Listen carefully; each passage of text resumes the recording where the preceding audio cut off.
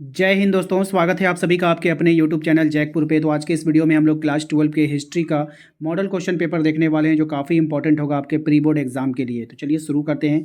सबसे पहला सवाल, सिंधु घाटी के निवासियों को किस धातु का ज्ञान नहीं था? बहुत ही अच्छा सवाल है, बताइए किसका ज्ञान नहीं था? तो उन लोगों को जो ज्ञान नहीं था वो लोहा का ज्ञान नहीं था, याद रखिएगा।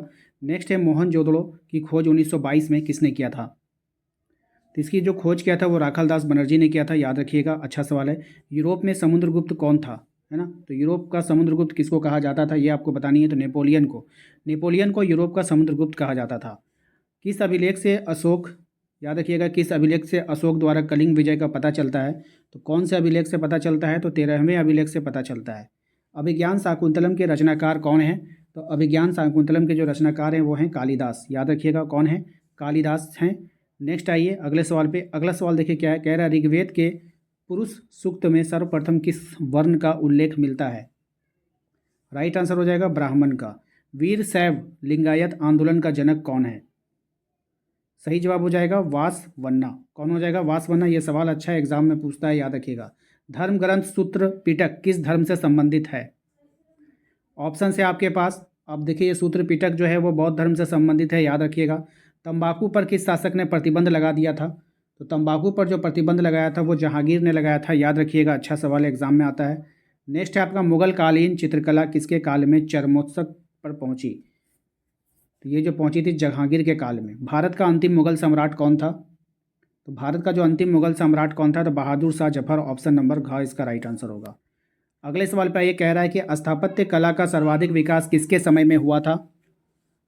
तो ये जो हुआ था आपके शाहजहां के शासनकाल में हुआ था। विजयनगर का महानतम शासक कौन था? तो विजयनगर का जो महानतम शासक था वो कृष्णदेव राय था। नेक्स्ट आते हैं, कह रहा है कि पुष्टि मार्ग का जहाज किसे कहा जाता है? पुष्टि मार्ग का जहाज जो कहा जाता है वो वल्लभाचार्य को कहा जाता है, याद रखिएगा। यात्रियों का राजकुमार किसे कहते हैं?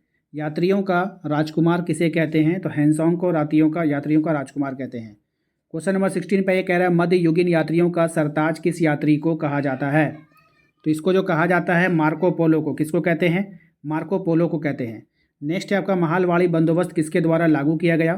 तो महालवाड़ी बंदोबस्त लागू किया गया, ऑप्शन नंबर क, मार्टिन वर्ड के द्वारा किया गया। उलगुलान विद्रोह का नेता कौन था, आपको बतानी है। तो उलगुलान विद्रोह का जो नेता था वो बिरसा मुंडा था, याद रखिएगा, अच्छा सवाल है। नेक्स्ट है, रैयतवाड़ी व्यवस्था में भूमि का स्वामी कौन होता है? रैयतवाड़ी व्यवस्था में भूमि का जो स्वामी होता है वो किसान ही होता है, याद रखना है। इंग्लिश ईस्ट इंडिया कंपनी की स्थापना कब हुई थी? तो इंग्लिश ईस्ट इंडिया कंपनी की जो स्थापना हुई थी वो 1600 ईस्वी में हुई थी, याद रखिएगा। द ग्रेट रिवॉल्ट नामक पुस्तक किसने लिखी? द ग्रेट रिवॉल्ट नामक पुस्तक किसने लिखी?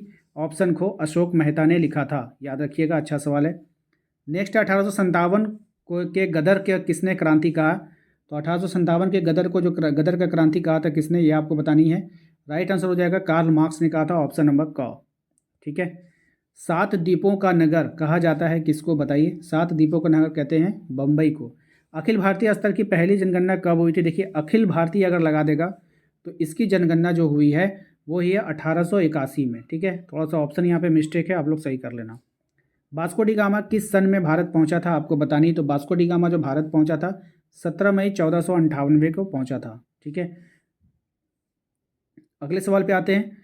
क्वेश्चन नंबर 26, भारतीय रेलवे की शुरुआत कब हुई थी? तो भारतीय रेलवे की जो शुरुआत हुई थी 1853 में हुई थी। गेटवे ऑफ इंडिया कहाँ पे स्थित है? देखिए ये इंडिया गेट नहीं बोल रहा है, इंडिया गेट तो दिल्ली में है, ये गेटवे ऑफ इंडिया है। ठीक है, तो दोनों में अंतर है। तो ये बॉम्बे में है। कहाँ पे है? बॉम्बे में, यानी मुंबई में। करो या मरो का नारा किसने दिया है? करो या मरो का जो नारा दिया है वो गांधी जी ने दिया था।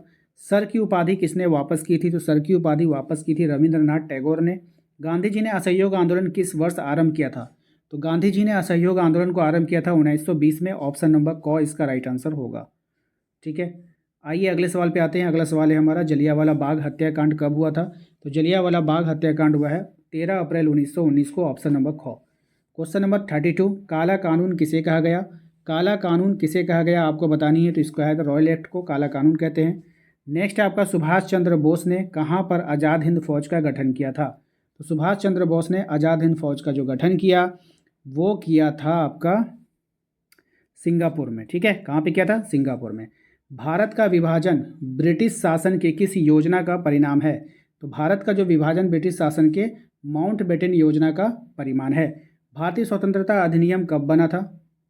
तो ये बना था 18 जुलाई 1947 को। स्वतंत्र भारत के प्रथम गवर्नर जनरल कौन थे?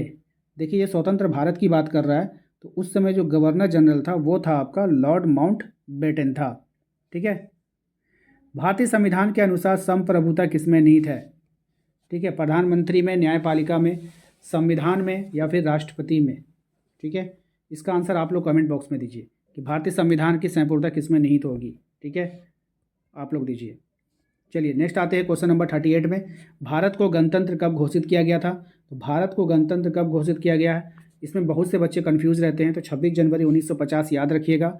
निम्न में से कौन महिला आयोग संविधान सभा की सदस्य थी? महिला आयोग संविधान सभा की सदस्य थी, कौन थी? तो सरोजनी नायडू या फिर हंस मेहता या फिर दुर्गाबाई देशमुख। तो इनमें से सभी हो जाएगा ऑप्शन नंबर घ। क्वेश्चन नंबर आइए 14 पे। कहा जा रहा है आपसे कि बताइए कि 24 जनवरी 1950 को संविधान सभा के कितने सदस्यों ने संविधान पर हस्ताक्षर किए थे? तो इस दिन जो हस्ताक्षर हुआ था 284 लोगों ने हस्ताक्षर किया था, याद रखिएगा। आशा करते हैं आप लोगों को आज का ये वीडियो पसंद आया होगा। वीडियो अच्छा लगा तो लाइक करके चैनल को सब्सक्राइब कर लीजिएगा। घंटी वाले आइकन को जरूर प्रेस कीजिए ताकि आने वाली हर एक वीडियो का नोटिफिकेशन आपके मोबाइल पे जाए। मिलते हैं नेक्स्ट अगले वीडियो में। Thank you.